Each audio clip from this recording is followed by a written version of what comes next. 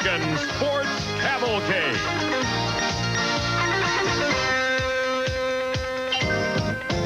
A panorama of speed, color, drama, and excitement. The American Sports Cavalcade. Each year, as the Winston Championship Series descends on the bluff city of Memphis, Tennessee, the competitors' thoughts turn to championship points. Jerry Ekman has won twice and leads Pro Stock by a comfortable margin over second-place Warren Johnson. But Warren has everything it takes to battle to November. Now, this could be the season for a big showing from Mark Powett. He won at Houston, and there might be more. In funny car, two-time Winston champion John Force has muscled his way back into the lead after early season scares by the drivers in second and third. A lapse time record holder Cruz Pedregon is a serious challenge in second. And first season phenom Jim Epler could be a factor in keeping Force from his third championship. In the ranks of the kings of the sport, Kenny Bernstein is hot.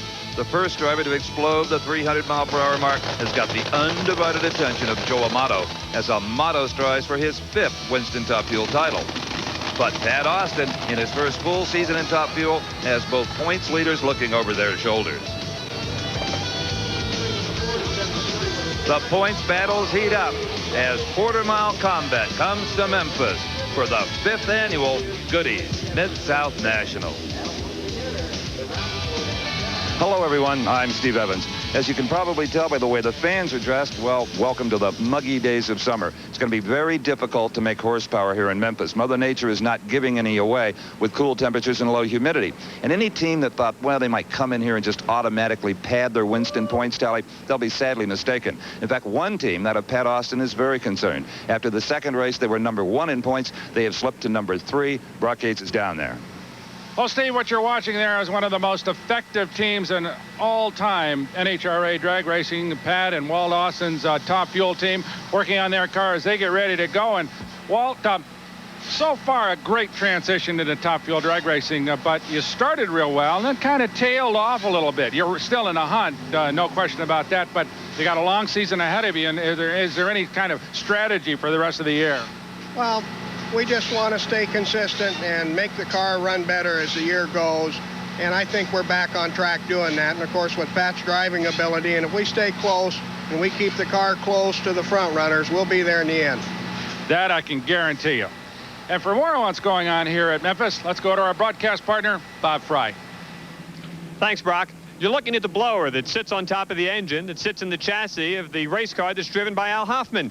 And he drove this combination to the number 2 qualifying spot in funny car. This is the Blower Drive Service Black Diamond Racing Team. Al Hoffman's been number 2 3 times this year, and each and every time the car in front of him has been Cruz Pedregon and the McDonald's car. This car's got a very good draw and should be a real force in funny car eliminator. Meanwhile, over in Pro Stock, Scott Jeffrey on in the Dodge is number 1, qualified very well. And then every round after that, Warren Johnson kept pace, and Warren was the quicker of those 2 cars. Should be a real battle if they meet in the finals. Interestingly enough, Jeffrey has never won a race yet in Pro Stock, even though he's running a lot better now than he did early in the season. And as well as that Dodge ran the last 2 seasons, it has never won here at this racetrack. Could be a first for both of them. Let's see how things are going over in Top Fuel now as we pick up the action with Steve Evans. Well, thank you, Bob. Second round of Top Fuel is on the pad. 16 cars qualified, 8 remain, and this pair will feature that man, Ed McCullough, in the McDonald's Top Fuel dragster up against Kenny Bernstein. Bernstein, of course, the fastest man on wheels at over 300 miles an hour, turned in earlier this year. And I'll tell you, Brock, he is an awfully good bet, I think, at the end of this season. Well, he's going to be tough, but there's no surprises between these 2 guys. How many hundreds of times have they raced each other over the years in funny cars, match racing, NHRA competition, coast to coast, but now they're all of a sudden going against each other in Top Fuel dragsters, and of course Ed is just launching into it as sort of a rookie season in the rear-engine Top Fuel cars, whereas Kenny's been with the cars for 3 seasons now. And McCullough has really struggled, not because he's run poorly, he's run quite well. But it seems like every time he lines up with another car, even if it's a serious underdog, the other driver runs a career best in the 480s. The ace will run a 491 and get beat. He's getting really tired of that. Kenny Bernstein, you see that smile? He wears it 24 hours a day. Bernstein has won one national event this year, the Winter Nationals. Of course, the 300-mile-an-hour thing. Well, that's the kind of history that's just irreplaceable. Here we see Kenny getting comfortable in the car, right hand on the brake. He qualified number 2 at a 498, beat Tommy Johnson, even though he smoked the tires ferociously in round 1. Johnson lost more traction than Bernstein did. McCullough qualified number 7 at 503, and he beat Jim Head in round number 1. So as Brock said, here's two of the real greats in this quarter-mile sport. Kenny Bernstein near lane, Ed McCullough on the far side. You're on board with Kenny Bernstein. You win with Kenny Bernstein at 496. That's a stout run in this heat and a huge speed, 295 miles per hour. McCullough fairly close at 511, 281 miles an hour. Bernstein's 496, darn near low last time of the event. That is held by Don Prudhomme from round number 1. Well, there's a top fuel guy, Brock, that shouldn't need an introduction, but give him one anyway. Absolutely, Joe Amato, and that is Corey McLenithan, a young challenger who actually qualified number 4, Amato number 5. Amato beat Danielle Porter. McLenithan beat Connie Coletta in round 1. And McLenithan has lane choice of 0.06 of a second. So these guys are nearly heads up. Going to be an interesting drag race. Veteran versus a real young lion. We'll give you a quick preview with a burnout from that high-mounted wing camera of ours on Amato's car. But first, let's go to Steve with Kenny Bernstein. Well, we're running now, Kenny Bernstein. Almost low elapsed time of the event and top speed for sure. Well, that's great, Dale, and the guys worked hard in between rounds trying to find out what we can do to calm this baby down a little bit. Treacherous racetrack? Very, very touchy, Steve. One of those that you make a little bit of a left move or a right move and you're out of the game real fast and real quick. Where do we go from here? Well, I just have to see what the tapes look like and what Dale and Wes say, but, you know, that may be a little too much for this type of racetrack. Uh-huh. All right, always keeping that 5,000 horsepower in these cars under harness is a challenge. As we watch Corey McLenithan backing up to get ready to go against Joe Amato. Joe has yet to get into the 4s here at this racetrack this weekend, Steve, and I'm sure that's got Tim Richards and the crew concerned. Well, I think a lot of things have Tim Richards and the crew concerned as they swarm over this automobile. They are used to, well, maybe not domination, but real close to it. With 5 championships, Joe, well, the fastest car for sure out of Old Forge, Pennsylvania. They'll get it figured out. Corey McLenithan, he's just 29 years of age, and this is a real family operation from Orange County, California. His grandmother is here, his mom, his dad, his sister works on the crew, and this thing is flying. It absolutely is. As they get ready to go, he's got his biggest challenge so far of the day as McLenithan gets ready to go against the champ. Identical reaction times, no edge off the mark. Oh, my. Corey Mack says this is yes, we won it. Yeah, darling, you won it by 17 thousandths of a second. A 501 to a 503. Let's go to Bob Price, the starting line. Tim Richards, it's unusual to see this car exit this early in the program. Well, Corey's a tough customer. He's been running real good here, and we really didn't ever get a handle on our car. He's been using too much clutch up, and that run there was really dusty. Figured it would take more than an 03 to win? No, I really didn't. I thought this track would get worse, but instead it's really gotten better. Well, Tim Richards, this team out in round number 2. Okay, Bob, a tough break for the champion, but a great pass by Corey McLenithan. Let's take another look at it. That's McLenithan in the near lane. Amato gets a good launch, good reaction time on both drivers. And you see, as Tim Richards noted, that there's a lot of black clutch smoke just pouring out of the rear end of that Amato car in the far lane. Corey Mack makes a major move just near the finish and nips him by 2 feet. That is absolutely one of the biggest wins in Corey Mack's career, and what a 2-car drag race we saw between you, Corey, and Joe Amato. That had to be exciting. Oh, I can almost tell you, man. We got out there, started shaking, and I was going to smoke tire. I backpedaled it. Joe went ahead of me a little bit. I stayed in it, and she came through, man. I don't know what happened, but he slowed down a little bit, and I got by him. I'll tell you, to beat someone like that, I don't even know what to say. My boys, Jimmy, the Mack Attack car, my parents, thanks, everybody. And the speed keeps going up, 294. Can this be the beginning of a day of big upsets? Mark Oswald, who goes against Del Worsham, hopes not. He'll go against him in round 2.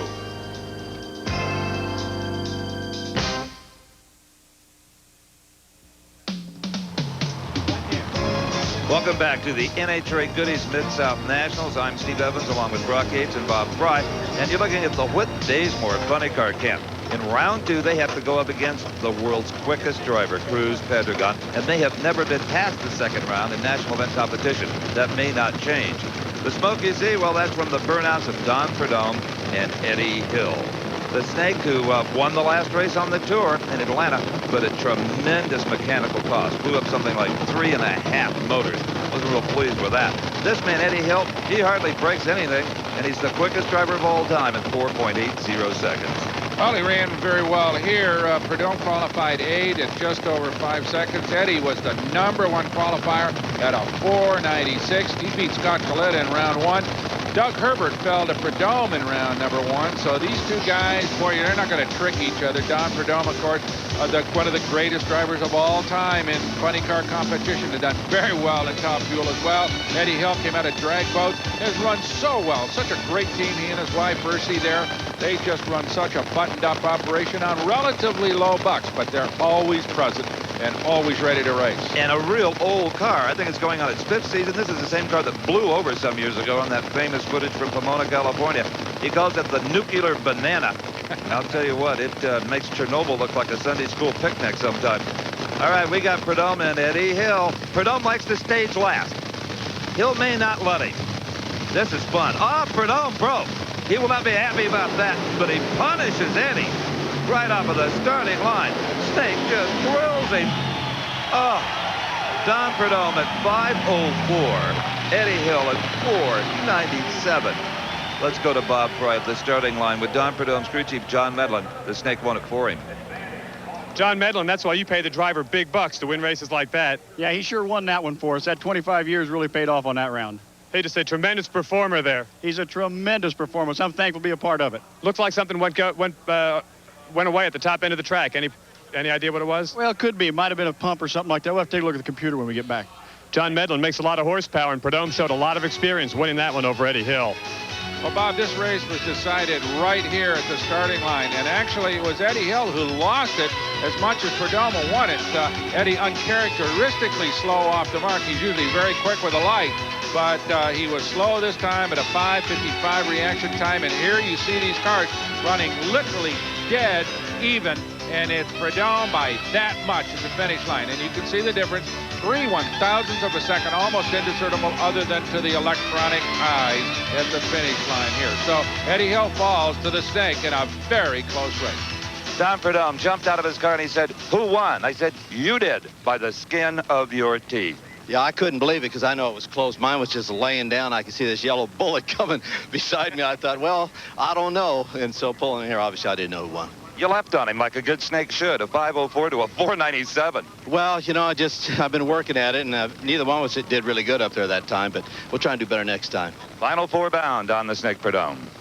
Well, that's a bad sign. That is stuff out of the overflow tank, a mixture of nitro and lubricant that has spelled possible problems for Don Prudhomme as they head back to the pits. Right now, though, we got a couple of fine young drivers. Michael Brotherton versus Pat Austin. This is round 2 Top Fuel action here at Memphis. Austin has lane charge with a 4.97, quite a bit quicker than the 5.06 that Brotherton ran. But Brotherton had a minor blower explosion right in the lights that slowed that car down. He, of course, drives for Darrell Glenn, has moved from Oklahoma to Florida to do it full time. Pat Austin, he has rewritten the book on reaction time. When the Bernsteins and Prudhomme models have to race that young man, let me tell you what, they take a real deep breath. They get a good night's sleep before it. They know they've got to race Austin. He is awesome off of the starting line. But this time it's Brotherton away first. And it's Brotherton all the way with another flash of fire out from under the car. A 5:02 at 284 miles per hour. But that parks Pat Austin's machine. As you talked to Walt earlier today, he thought they were back on track, and we did too after the first round 4. Well, let's have another look at this race. Apparently, there was some confusion on the part of Austin at the starting line. Buster Couch, the chief starter for the NHRA, said it's a clean race. Brotherton goes on to win it in convincing style. But he's got fire in the back, and that's a problem for him. And it is uninvited trouble considering the fact that he has to race Kenny Bernstein in the Top Fuel Final 4, and Kenny will have lane choice. The other pairing, Don Prudhomme against Corey McLenathan, and Corey Mack will have lane choice against the Snake. Well, another blower bites the dust, but you'll sacrifice that to make it to the Final Four, Michael. You ain't a kid, and I tell you, we got plenty of blowers back there. He's tough. The Austins do such a good job. He had lane choice. We went out there and did our deal. It's just working right, Steve, and it hadn't been working that way till today. You just marched away from him. It wasn't even a contest. 5:02 for you. Well, I'll tell you, Vinny and the boys made all the right decisions. They just got the silver bullet in the heat, and this car runs real well in the heat, so here we go. Drive well in the heat, too, obviously. Thank you. So Michael Brotherton into the Final Four. As we get ready for some funny car competition, that is Mark Oswald. He will face Del Worsham in the funny car round number 2. Stick with us. We'll be back at Memphis, Tennessee.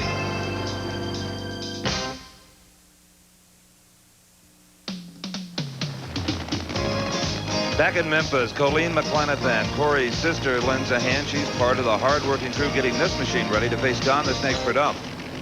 You don't think they take these things apart? The only thing left in that block is the crankshaft, and they may even have it up for a look. But back at the starting line, collectively, there's about 10,000 horsepower. This is funny car round number 2.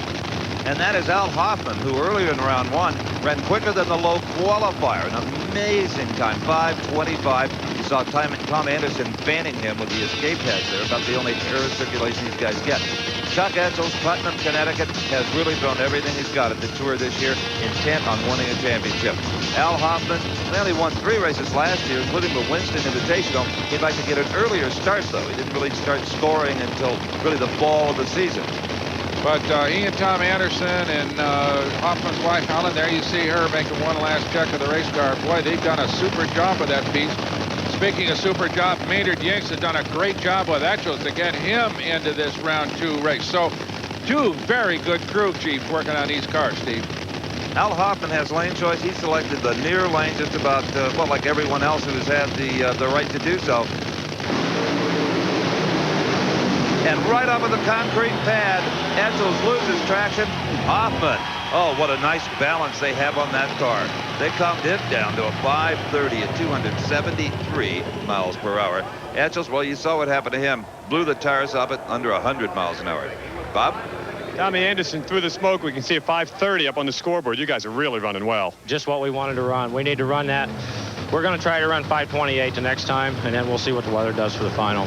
Round by round and through qualifications, you guys have been keeping pace with everybody in this field. Well, we made some changes this weekend so we could keep our consistency, and it seems like we've got it, but the next round is going to be tough. They're all tough. They certainly are all tough, but for the former speed racer, he's got that car of Al Hoffman running well. Well, he knows it from both sides, Bob. As you well know, he drove these things for a while himself and has turned into a really fine crew chief. And he doesn't do it full time. That's the amazing part. All right, to our next pair now. That old Pontiac car, and I'm telling you, that is one of Raymond Beadle's old Blue Max cars. This, of course, is the state-of-the-art machine of John Forth. Now, which has the quicker elapsed time? Well, not the man you're riding with. The man he's going to race. Gordon Minio in round 1 set low elapsed time of the entire event at 5:24 and has Forth shaking his head. Well, not only that, Steve, he out-qualified him. Minio qualified 3, and Forth was number 6 in the qualifying order. So John has got his work cut out for him. And, you know, this racetrack, as you said earlier, is not really all that great. But because Forth does so much touring and match racing, he probably is prepared as anybody to run it on a surface that can be a little bit squirrely. He really knows how to drive one of these things. For the right amount of money, John Forrest will run down your mine shaft, your plowed field. It doesn't much matter. He just loves to race, and all of that action pays off for him, as Brock was saying. He beat Johnny West in round number 1. Now, Gordon Minio, who Brock said qualified number 3, he disposed of Gary Litton in round number 1. Be interesting to see if Minio even tries to come back and run in the 20s. You know, as Tommy Anderson with a Hoffman car did, he wanted a 530. I mean, the same is probably true of Minio. All right, John Forrest.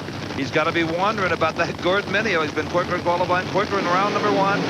But it's Forrest quicker off the mark. Minio gets close to the wall, tries to control the car, and Gordon Minio has been defeated. John Forrest won't be real happy with his run at 5:43. Gordon Minio has no chute. This is a fairly long racetrack. It's actually a road course, and Minio handles the turn very well. He'll be just fine. Let's go to Bob at the starting line. Austin, 5:43, it's a win, but that's not vintage John Force. Well, yeah, it is in a way, because she smoked the tires bad where there's that terrible bump in the right lane here, and he had to step out of it and get back in it. So that really is John Force in action. Saved the day for us. Would you have figured 43 would win this round? No, not really. I was counting on running 30 flat, but this lane ain't up to it. 43 gets him into the next round. We'll see if the lane and the car are up to it at that time. We'll soon find out, Bob. Meanwhile, back in the Kenny Bernstein truck, that's Wes Cerny and Dale Armstrong, the Brain Trust, checking the computers. Kenny faces Michael Brotherton.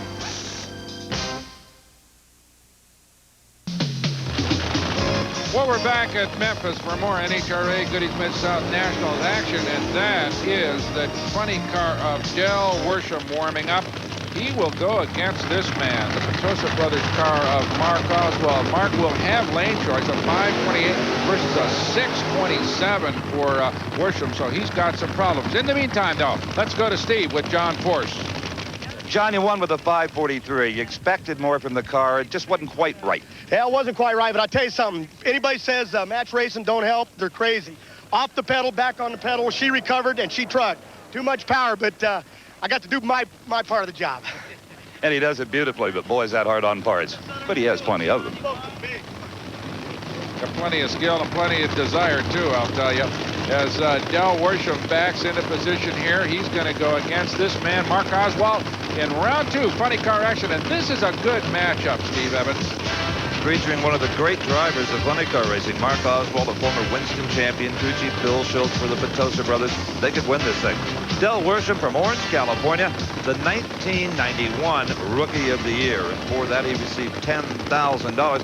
And he needs to win about 25 here today to keep on going. They're just running out of funds and may have to go back to California and sit it out for a while. Woo! Worsham, great lead. Both cars smoke the tires, and it is the youngster who perseveres. Dale Worsham refused to give up, and he wins it at 5:79, 267 miles an hour.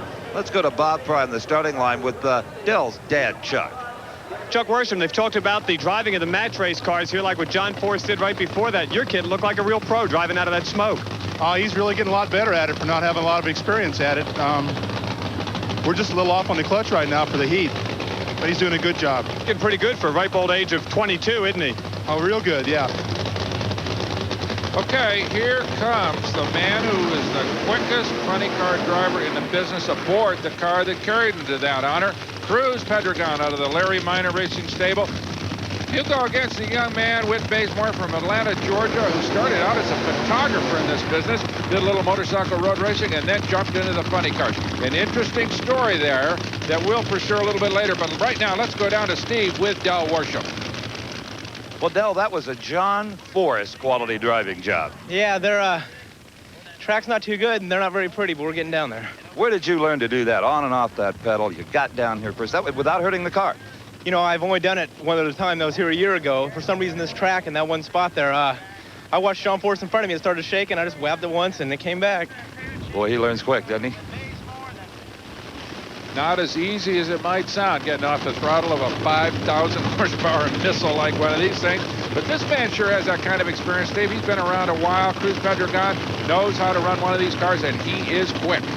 And I'll tell you something, Cruz Pedregon and crew throw away more parts than Whit Bazemore has ever owned. Bazemore has the motor in the car, maybe a few pistons, maybe a spare rear end. That's about it. You kind of borrow and pay back as you head on down the highway trying to make a living in this drag racing sport. Cruz Pedregon. Well, I'll tell you, he has been a winner in anything he's ever touched on this track, and that's why he was picked by Larry Minor to wheel that beautiful red Oldsmobile, sponsored by the fast food giant. All right, this is round number 2. Pedregon was the low qualifier, but he's not low elapsed time in the event. He lost that honor to Mineo. Mineo got blown away, and now you know everything I know. So let's just watch this 2-car race. Boy, you talk about the haves against the have-nots. This is it. Pedregon, big problems at the starting line. Bazemore almost crosses the center line. That would have meant disqualification. They say he's okay. Bazemore wins it at a 5:37. He hurt the motor to do it, though. But I'll tell you what, Cruz Pedregon has been jinxed by blower explosions. So his new crew chief, Larry Meyer, and race car builder Mert McKinney engineered that blow-away panel right into the body instead of some old ugly stovepipe like John Force and they used to use. First time it's ever been tested, and man, did it work. When that supercharger explodes, that panel, held by 4 little plastic screws, they sheared away, the concussion was released, and saved $25,000. Bob? Larry, can you tell from here what went wrong? No, just bang the blower. That's all I can know. We're going to have to go back and evaluate and see what happened. Certainly wasn't the way you wanted to start out. No, for sure not. Qualified good. Yeah, the car ran well in qualifying, but out here in the second round, almost the same way they've gone out earlier in the season. Thanks, Bob. And now let's go to the other end with Steve Evans. I think it would be fair to say that this is the best day of championship drag racing that Whit Bazemore has ever enjoyed. Sure is. That's the first time in my career that we've gotten to the third round. He banged the blower and you never looked back. Well, you know, it was a handful for us for our Fast Orange Ford Probe. It's all over the track, as you can see, and I hope we didn't hurt anything. It was running a little rough at the other end because we're out of heads right now, so we got to cross our fingers that we can make it to the next round. Great job. So a tough roll for Whit Bazemore, even though he won the thing because of some possible mechanical troubles. But still, he's going to face another young man who's got a few budget problems of his own, Del Worsham. But Whit has lane choice. The other pair, a couple of veterans. Al Hoffman versus John Force, and Hoffman as well will have lane choice. Interesting Final Four coming up.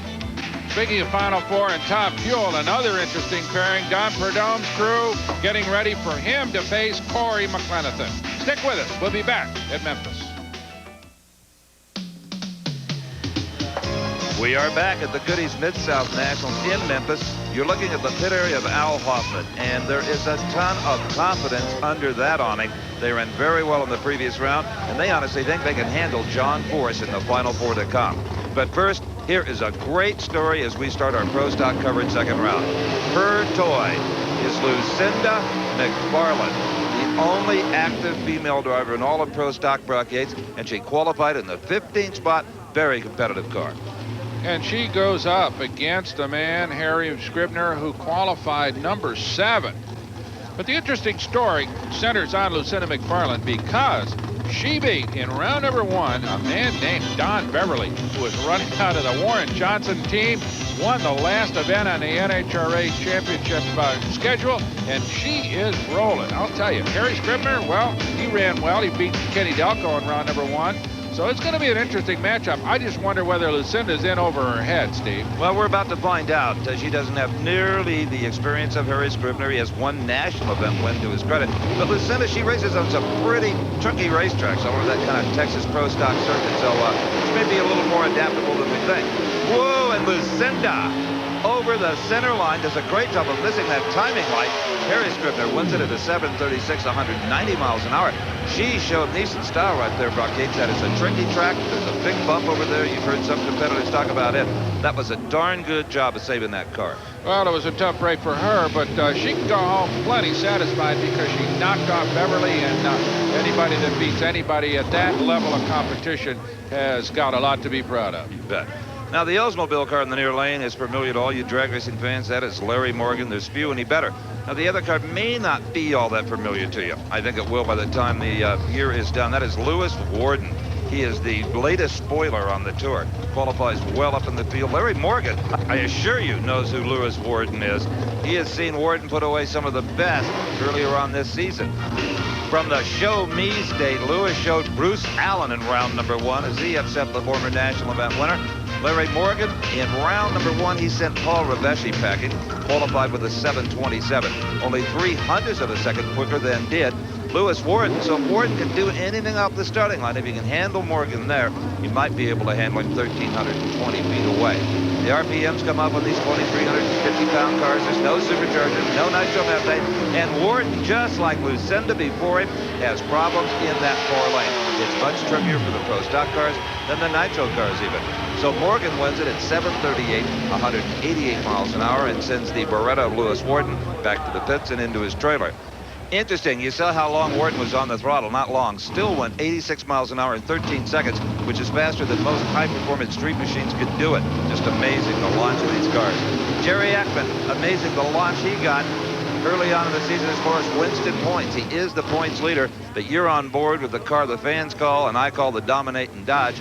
The rest of the Pro Stock drivers just call it that damn Dodge, because it's awfully hard to beat. The national record holder at 7:13, but Jeffrey Young is yet to win with it, Brock. That's right. Scott has took him a little while to get used to this automobile, but now he seems to be settling into the seat and becomes more confident by the hour. But he's going to have to face this man, Jerry Ekman, who has been so poised all season. But interesting here, Steve, he's got that lane that has given so many other people trouble.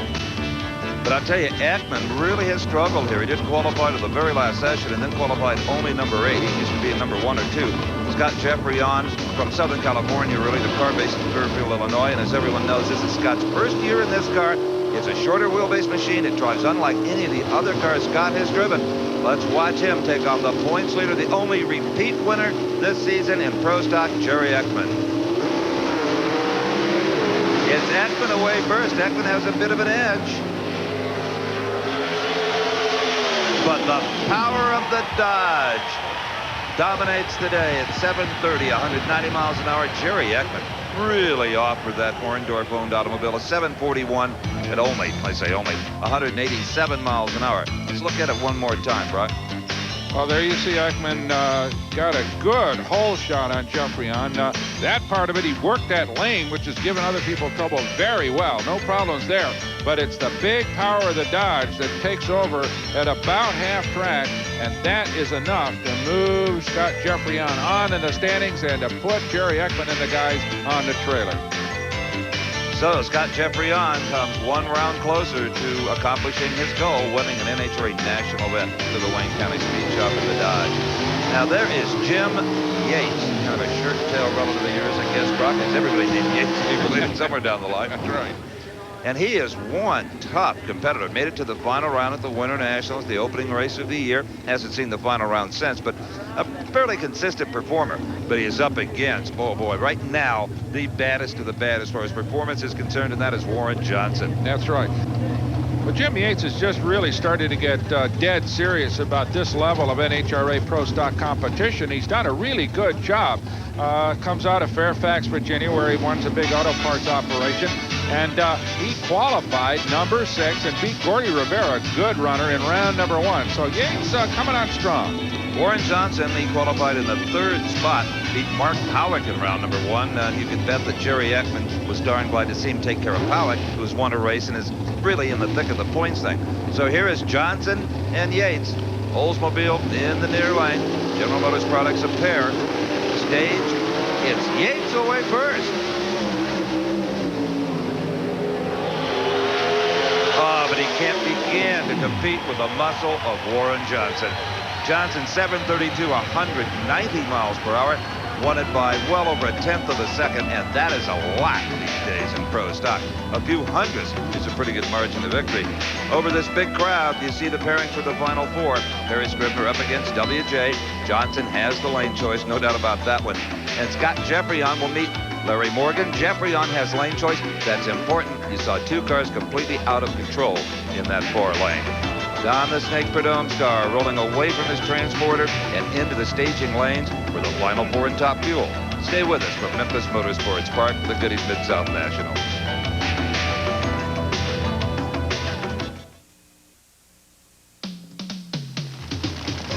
Welcome back, everyone. You know, when you can't be at the track in person, well, the next best thing is NHRA Now, presented by Castrol GTX. It's a 24-hour drag racing information line with the latest info on your favorite drivers and events. You just call 1-900-468-NHRA to be charged on your phone bill. And you'll find out at the end of the day what happened between Don Prudhomme and Corey McClanathan. Well, you stick around for just a couple of more seconds, and we'll tell you right now, because those 2 guys are coming to the line for Final Four competition. The burnouts are complete. Corey has lane choice, but only by a little bit, and it's going to be an interesting challenge for the Snake because he's got that lane that has given some people some problems, Steve. Hasn't been a big deal, though, for the dragsters with their long wheelbase and a lot of weight over the rear axle. Now, Corey McClanathan came in here with a brand new fuel pump. They've never tried it before. Davey Settles makes it. It's called the nuclear pump. They had no idea where to even start with it. And thanks to his crew chief, Jimmy Prock, they struggled a little in qualifying, went quicker every round, and now they're running over 295 miles an hour the first time with this new fuel system. Same thing, by the way, that turned Eddie Hill's car around earlier this year. That is not a hole shot you're looking at. Don Prudhomme left too soon. He's disqualified. The winner is Corey Mack. But Corey Mack might have won it anyway. His 503 quicker than Prudhomme's 507. His speed, 294. Here's Bob Fry. Boy, Jimmy, those practice runs with the big fuel pump apparently have really worked out. Yeah, they have. It's helped our car a lot. You know, it's come around. We just had to dial the clutch in. Definitely has some power. Is an 03 going to win this? We'll have to wait and see. I don't know. We'll do what we got to do. Well, here's how that 503 transpired. In the far lane, you'll see that fatal red light glow in Don Prudhomme's lane, and from there on, it's a free ride and a good one for Corey Mack. Well, the way Corey Mack bounced out of this car, I did not have to ask him if he saw Prudhomme's red light. No, I mean, at first I thought, boy, you're late at the gate, kid. And I thought, God, he had to. And then I looked up, saw the light. I mean, I hate to win that way, but I'll tell you, it's my first final in Top Fuel, and I'm going for it. I'm just happy as heck to be here. All the fans have been great here. Jimmy, Prock, my parents. I don't know who else to thank, you know. A very nice 503. Safe, engine in good shape. Yeah, everything has been going real good this weekend. The Quaker State people, everything's really great. Thanks. All right, Don Prudhomme is right over here, off to Corey's right. And Snake, you know you red lighted, obviously, and it wasn't really close. No, I just screwed up there. I got a little tired or something. I don't know. I just flat messed up. There's no excuse. The heat, maybe? Yeah, maybe. I don't know. I just wasn't on. You know, it looks easy up there, but you know, sometimes things happen, and I just goofed up. Sorry about that. Thanks for talking to us. He's absolutely right. In case anybody thinks driving a 5,000 horsepower automobile 1,320 feet straight down a drag strip is easy, go try it someday. You see these guys climb out of a race car after no more than even staging, et cetera, 15, 20 seconds in the car, and they look like they've run a 500-mile race. Exhausting mentally and physically. Yep, these things just rattle your soul. There is Michael Brotherton. He so badly wants to put Darrell Gwynn's car into the final round for the first time this season. Maybe an uphill battle, though. Kenny Bernstein, the 300-mile-an-hour racer, the only one with more talent on his crew than all the rest of the field, maybe combined in many ways. Certainly the highest payroll. Here is Michael Brotherton. Mike has been cutting great lights all day. I think crew chief Ken Benny has given him a little bit better throttle, a little quicker car. You're on board with Bernstein. Look at that machine rattle. And there goes Brotherton. Michael Brotherton at 5 seconds flat, 288 miles an hour. The Bernstein car, you couldn't see the tire smoke, neither could he, but that's what happened to it. Bob Fry is back at the starting line with an elated Darrell Gwynn, the car owner. Darrell, you got to be tickled to death. Well, yeah, there's no doubt that we're tickled. This is Coors country, and we're in the final, and it's great to beat the Bud guys. You know, they're very competitive. My hat's off to them, but we did our best run of the event, and it paid off. Good luck to you. As always, nice to see Darrell Gwynn. His car's in the finals. Okay, there is the final pairing, a couple of young guns in Top Fuel, Corey McClanathan and Michael Brotherton, and Michael has the lane choice. Michael, I would have to say that was won on a balance of power. Really? Well, I don't know. I don't know what happened, but I'll tell you what, Vinny and the guys, we knocked the blower off of it last round, and we didn't want to put a new blower on it, but maybe that's what it needed all weekend. The guys are doing great. The Silver Bullet's hauling all day, and maybe we can get there. Well, that new blower woke it up. Your best 5 flat. Well, that's good. 5 flat on this racetrack at this time of the day is real good. That's a real competitive number. I think that was low, so that'll give us lane choice. Here we go. Indeed, he has lane choice, too. First-time finalists will go at it.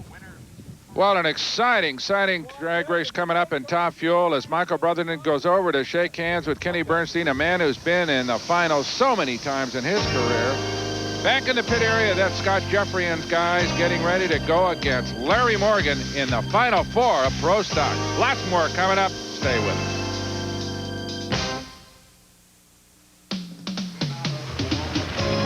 Well, if there's a favorite in Pro Stock right now, it's got to be this monster automobile of Warren Johnson. He is stout. He's running real strong. He's going against Terry Scribner in the Final Four. But first, let's go down to Steve with Kenny Bernstein. Not much I can say, you know? No, not much. When you blow the tires loose like that, it's a tough way to have to lose it. Just the track's marginal, and we're right on the verge. They did a great job over there. Well, you guys never back off. You just attack at all times. Well, that's the name of the game for the Budweiser King team. We just go after it. I don't think we know how to slow it down too much. Well, slow or fast, they'll lead Memphis with the points lead in top fuel still for Kenny Bernstein and the Budweiser King. Interesting drag race coming up here, Steve. In the final four of Funny Car, we've got young Whit Bazemore going against even younger Del Worsham. And Bazemore never been this far in any NHRA meet. Worsham, of course, has won a couple of events, but still, they're real young guys and really exciting personalities coming up in this sport. You bet. And there's a lot of similarities, more similarities than differences. They don't have the big rig. They don't have the highly paid crew chief.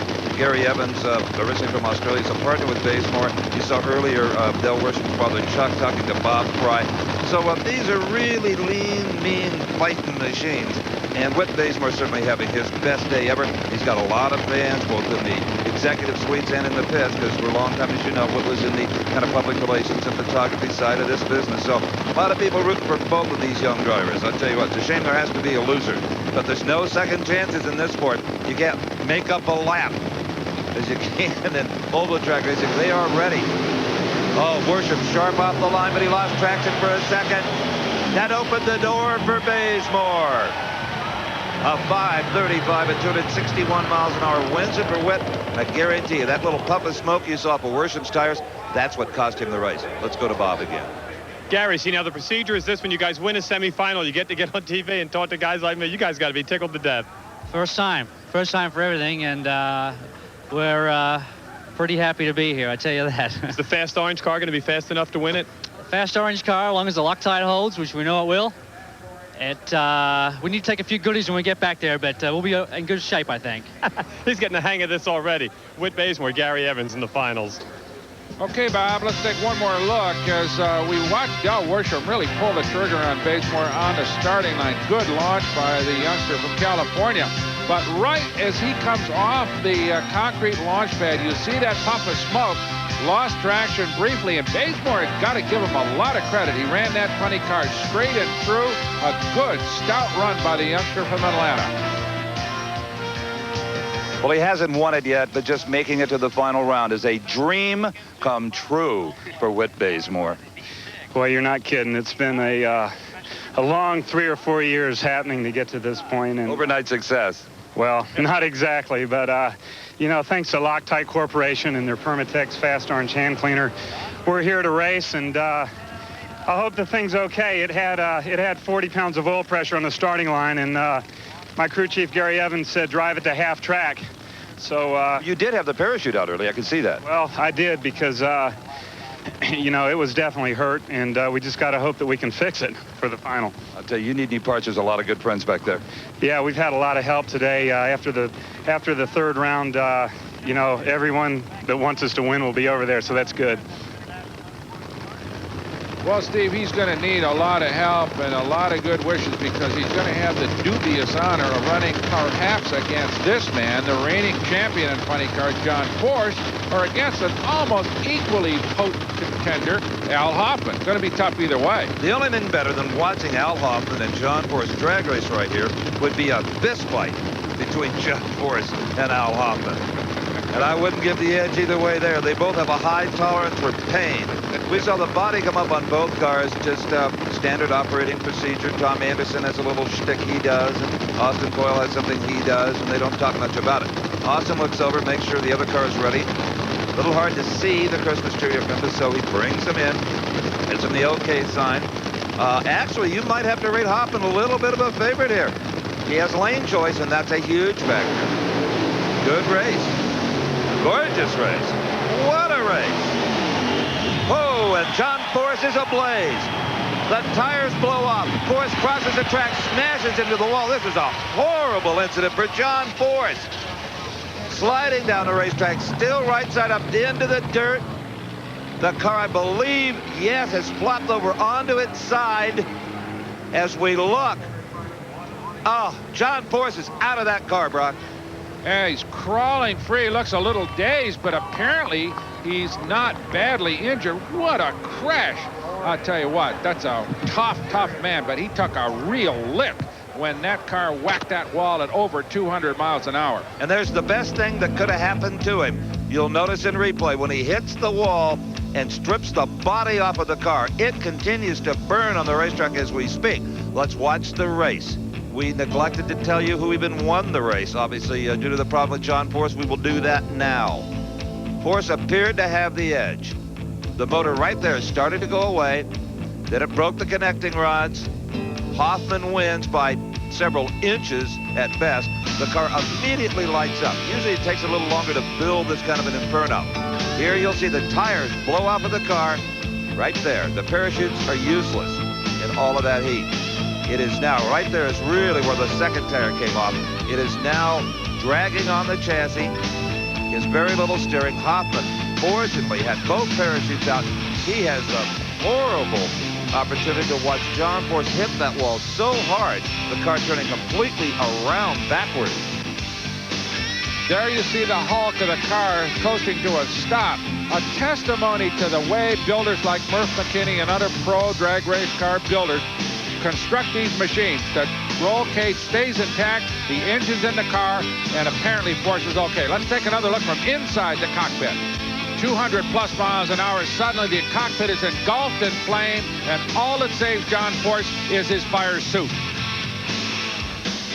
Well, hard to believe after what we all saw, but John Force, he's in the ambulance, but pronounced pretty fit considering what you went through. Yeah, Steve, I feel good. Them safety safari guys, I love them son of guns. I couldn't believe it. She was backwards, and I still had fire, and then I realized there was no body, and they were right on top of me, but then she rolled, and I couldn't figure that out, and just kind of climbed out, but pretty exciting day. But we got a brand new spare one in the trailer and one by Pluger being built. They ain't putting us out of the deal. And the rest of them guys, we took an 800 points lead, and that's what it's all about. Who else but John Force would worry about his points lead after crashing at 250 miles an hour? What a man, what a character. Thank goodness he's okay. All right, for the finals in funny car, we'll see the rookie, Whit Bazemore, Al Hoffman, the veteran, going at it. Bazemore amazingly has lane choice. Stick with us. We'll be back. Always the showman. John Force rides the wrecker in front of the grandstands. He and Austin Doyle looking for a dumpster big enough to hold an entire funny car. They will save nothing, including our onboard camera. Little sinking spell just now in the truck. Let me take a moment to tell you about becoming a member of a very special organization, the National Hot Rod Association. For $48 a year, you get 48 issues of National Dragster, a patch, pin, rule book, and a lot more.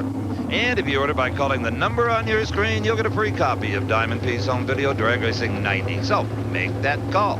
I'm on that video. You need to see it. It's good. All right, it's Pro Stock Final Four. Brock? It is, and it's the man, WJ Warren Johnson, going against Harry Scribner. And it's going to be kind of interesting. Johnson has lane choice, but not by a whole lot. And Scribner is always ready to play hardball in this league. Oh, yeah. Tom, Dick, and Harry, the three brothers out of Southern California, that Turco entry there. You just never know what to expect from them. They'll experiment a lot. They test a fair amount. You just never know what they may have found. Warren Johnson. Ooh, Scribner has left on him a bit. Johnson's got his work cut out. Oh, by a car length, it is Warren Johnson, 724. That's strong. 192 miles an hour. The Scribner's 734, 190. I think Johnson there, Brock, was just being very sure he didn't red light.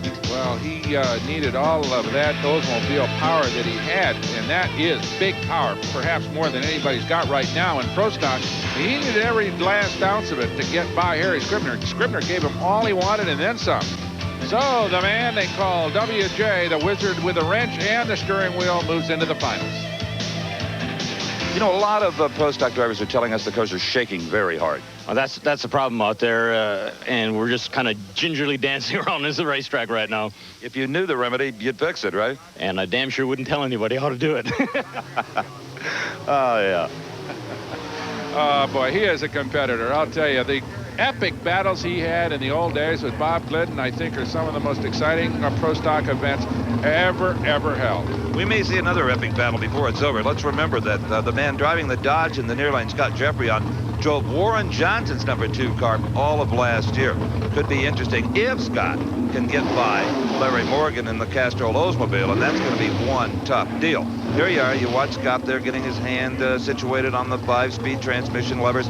A lot to do in a short time inside a Pro Stock car. In many ways, the most difficult car to drive in all of drag racing. You're not going to have a John Force situation on your hands. They're a little bit safer from that standpoint, but boy, oh boy, make one little mistake and you're not going to win. Jeffrey on and Morgan, Dodge versus Oldsmobile. The fans are into this one, I guarantee you. They love Pro Stock down south. Let's listen to the motors come up. It's amazing. A red light by Larry Morgan. We saw it right through the windshield of Jeffreyon's Dodge. No matter what happens now, Jeffreyon hammers it into the final round to race his old boss, Warren Johnson, a 725 at 190. Morgan knew he had to have a hole shot, just missed getting one. His 736, no way, was going to run with Jeffreyon. Oh, we have another look at that race, and there you see the red light in Larry Morgan's lane, which puts him away and sets the stage for a Pro Stock final between two automobiles that are generally acknowledged to be the biggest horsepower cars in the business, the Dodge and the Oldsmobile of Warren Johnson. So Warren Johnson will face off with having the lane choice, but only by a wink, a 724 to a 725. Scott Jeffreyon, how important is lane choice? Well, it's pretty important at this place. You know, that right-hand lane's got some serious bumps in it, but, you know, this Dodge Daytona, this, sponsored by Mopar, it's been getting down either lane all weekend, both me and Warren, so it's going to be fun in the final, and the best part is, at the end of the given day, we can be friends, but not next round. You go in 100th of a second apart, a 24 for Warren, a 25 for you. It should be a dandy. I sure hope so. We're going to have fun. Oh, it's going to be fun and very, very difficult to call a favorite in those two. But here, Whit Bazemore, his little crew with a whole bunch of guys helping him get ready against Al Hoffman, definitely the underdog in the funny car final.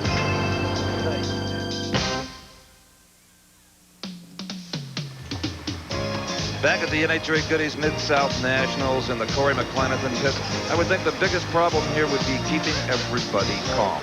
They don't have any final round experience. Things look pretty good over there. Their competition, let's remember they raced Michael Brotherton, but Darrell Buena's been in the finals many times himself, as has Vinny and the whole family. But the only one maybe a little bit on edge might be Michael Brotherton. But let's not forget he's been at this for a long, long time, too. Just has never been able to win the big one. Right now, the big one is at hand in Pro Stock, and they're on the starting line. They sure are, and as we said earlier, Warren Johnson versus his ex-teammate from last year, Scott Jeffreyon, Dodge versus Oldsmobile. We're on board, Scott, with that onboard camera on the Dodge Daytona. As you said earlier, Steve, a tricky car to drive at best, and he does have the lane that has produced some problems for people. When Jeffreyon first came on board with the Dodge team, they had to actually slow the car down off the starting line. You leave when you see yellow. Jeffreyon saw the yellow so well that he could actually red light when maybe most drivers wouldn't. They had to change the clutch a little bit, maybe the throttle linkage. He was better than the car. We're dealing here with thousands of seconds, reaction times that are so quick that would shame a gunfighter. These guys are really, really quick reaction, and they practice all the time. Earlier, I had a chance to talk to both of the finalists. Warren, no one knows Scott Jeffreyon's style better than you. You employed him and helped teach him. Yeah, Scott's he's got the makings of a good driver. I don't think he's exactly there right now. When we took Scott on, I told him it'll probably take him 3 years to mature into a really predictable, excellent driver, and he's well on his way. Scott, you've been to the finals 4 times. You've come up 0. Yeah, it's not too fun being a bridesmaid, but hopefully we can change that here in a little while. And what do you do to change it?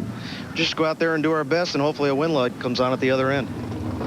Well, it's a testimony to the experience level necessary to run in the absolute top levels of Pro Stock competition, taking nothing away from Scott Jeffreyon. He's a brilliant young driver, but Warren is probably correct. This thing takes so much poise and so much precision to run one of these things competitively when you consider that they're only running in thousandths of a second's differentials at both ends of the drag strip. It's going to be interesting. Well, before the race, Scott was pedaling around on his bicycle as Warren was in his trailer studying his computer.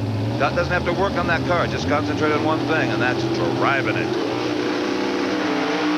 Johnson with his best reaction time in a long, long time, maybe ever. It is Oldsmobile and Warren Johnson, his son Kurt, in the light blue shirt there, celebrating as well he should. A 4-1 reaction time. Low elapsed time of the entire event at 7:22. A great speed of 192 miles an hour. He just flat whooped up on Scott Jeffrey on. Oh, did he? Not only great reaction time, but monster horsepower and good driving on the part of WJ. For the first half track, it's a fairly close race, and then he just reaches out and drives away. If this had been oval track competition, this is comparable to winning by a full lap. Awesome effort by Johnson. And Steve is with the man who leads the Oldsmobile team here. All right, Warren Johnson taking the safety netting off of the window. He'll have to try to help him with the door here if I possibly can. Warren, you just flat used him up. You leapt on him, you outran him. Oh, perfect. I'll tell you, this ACDL Oldsmobile on this tricky track, this thing won just because the crew did everything perfect today. And so did you. A 4-1 light, a 7:22 is a parting shot. Oh, low ET of the meet, too. You got it, and worth 50 Winston points. Brock, back to you. Okay, so WJ could not have done better here today. A very, very dominating performance. And interestingly enough, he moves closer to Jerry Ekman in the top of the pro stock standings. Scott Jeffrey, based on his runner-up performance, gets by Mark Powick for third place, and Don Beverly, Johnson's teammate, holds on to fifth. Well, I'm sure, Brock, everybody already heard him cackling in the background, but the funny car finalists are on the starting line. Burnouts are completed. Now, I have no idea who that is backing up with Bazemore. Bazemore probably doesn't know him. He could be out of the grandstand. It's kind of like, hey, kid, you want a shirt? Help me back this thing up. Okay. Well, enough of this hilarity. Earlier, I talked to both of these drivers. Sometimes wanting something so badly can make it hard to attain. Well, that's true, Steve, because we wanted this for a long time, our first final. And it has been hard to obtain for several years, 3 or 4 years now. And I owe it to my crew and my sponsor, Loctite Corporation. Without those people and all the manufacturers that have helped us over the years, we wouldn't be here. Is your head ready? Oh, yeah. Now, you might have one advantage, and that's final round experience over with Bazemore. Well, I hope so. So far, every final we've been in, we've won. So I'd hate to break a winning streak right now. The other thing is I'd like to welcome aboard Black Diamond Racing. They've come aboard as a major sponsor with BDS, and it's a nice way to start out with them.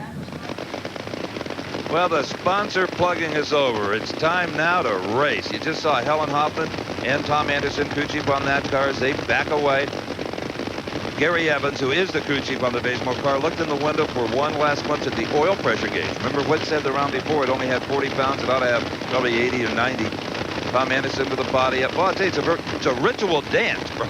It sure is. They work with those fuel management systems or magnetos, one or the other. Nobody, as you say, talks a whole lot about it. Whit Bazemore, he is ready to go as Al Hoffman moves in.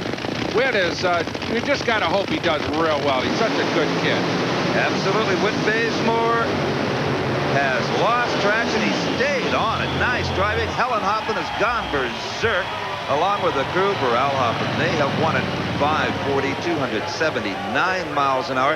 And amidst all that bedlam is Bob Fry. Oh, man, you guys got to be really happy. Helen, how you feel right now? Unbelievably happy. Thanks to Tommy and Ronnie Swear Engine and BDS and Black Diamond, our new helper and sponsor, and Mopar and Craftsman.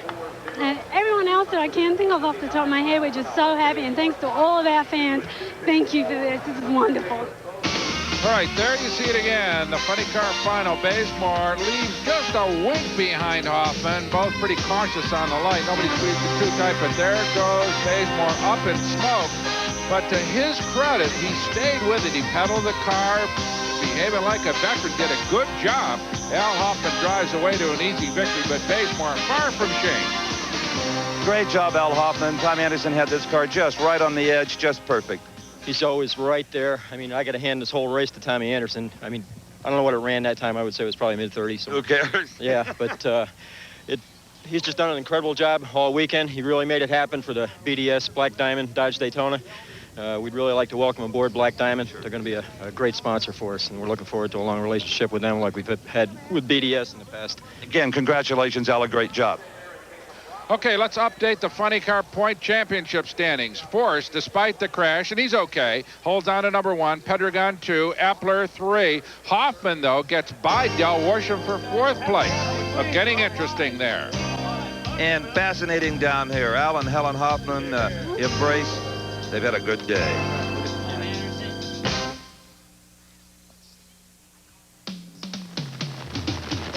Well, Steve Evans, no matter what happens here in the Top Fuel final, one of these young men will be first ever champion. Yep, somebody's going to sell a trophy case to either Corey McClanathan or Michael Brotherton. Just moments before they left their trailers, I chatted with both of these young drivers. Corey, how many times have you dreamed of this, and are you up to the pressure of it? As far as pressure, I mean, I think we're ready. I always perform better under pressure, or that's what the boys tell me anyways. But I've dreamed about it forever. I mean, you know, watching Daryl and all those guys come up, and as we were coming up through the ranks of alcohol, you know, my biggest dream was to win a Top Fuel event. And then we started racing Top Fuel, and now it's just been, God, just go to the final. Just get to the final is my big dream. I mean, winning that semi and making it to the final, for me, is like winning the final. Well, Michael, you've been everywhere you can be in this sport except the winner's circle. That might change. Oh, yeah, we've been upside down, and we've been in the trailer, and we've been lots of places, but the guys really got a handle on it today. Vinny and the boys really got to go in the right direction, and looks like we're going to give Corey Mack a real run for his money in the final. Well, you can be sure of that. These guys are both hungry. They both got first-class crews, excellent race cars. They've run well all day long. The only possible advantage there is Daryl Gwynn, who's apprehensive, of course. He's been in the winner's circle a whole bunch during his wonderful career. But right now, he's cheering for Michael Brotherton. The only possible advantage that Brotherton has is lane choice, but both lanes right now pretty equal. Oh, boy. Brotherton, tiny little control problems, but that didn't cost him the victory. Corey McClanathan's 4.97 in the, quote, bad lane is what hurt him at 294 miles an hour. The family from Anaheim, California has gone berserk. They were talking about parking this car. They've won. They're going to stay on the tour as long as they can. A great light by Corey Mack in the far lane. A good light by Brotherton as well, but it's good horsepower and great driving on the part of the young man from California that just puts away Brotherton by about a full car length. Well, here he is, the man of the moment in Top Fuel, Corey McClanathan. What a shot. Oh, thanks. You know, just getting to the final, and then with Daryl and Michael Brotherton, I mean, they're a super team, and we were just both happy to be there together. Me and Daryl, good friends. And I can't tell you, I mean, I guarantee you my mom and my grandma are crying their head off. My dad's probably still jumping up on top of the van.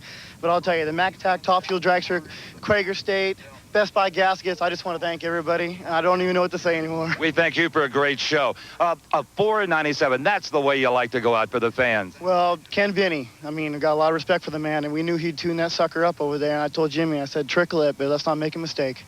Didn't make a single mistake. The engine is clean and dry, no smoke off the tires. That is your Top Fuel champ here at the Mid-South Nationals. And here comes that colorfully attired crew. Look at this. The first one is always special. If Corey Mack survives the victory celebration, we'll see him in a couple of weeks in Columbus, Ohio. As his dad says, we will continue the tour. Okay, Brock? Great show at that end, Steve. And Kenny Bernstein, Joe Amato, Pat Austin hold on to those top three spots. But based on their performance here, Michael Brotherton and Corey McClanathan move into the 4th and 5th spots in Top Fuel Winston points. Great day of racing. We saw some new faces rise to the front. For Steve Evans, I'm Brock Yates. Thanks for joining us. The executive producer for American Sports Cavalcade is Harvey M. Palish. Produced and directed by John B. Mullen. Promotional consideration provided for and a fee paid by this special offer from Diamond P. Just released. Here's another dramatic classic from Diamond P. It's And They Walked Away 3. That's right. By calling 1-800-257-9191, you get the latest installment of this all-time best-selling series, capturing motorsport's most perilous moments yet. Stock cars tangle and tumble on the oval high banks. Drag races experience terrifying infernos. Sprint cars dance too close and pay the consequences, and much more. And in each breathtaking incident, the driver beats the odds.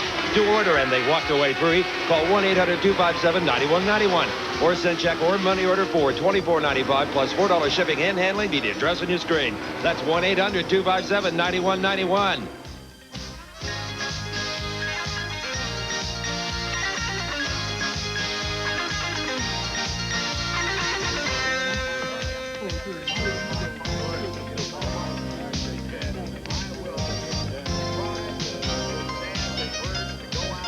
The American Sports Cavalcade is a presentation of Diamond P Sports.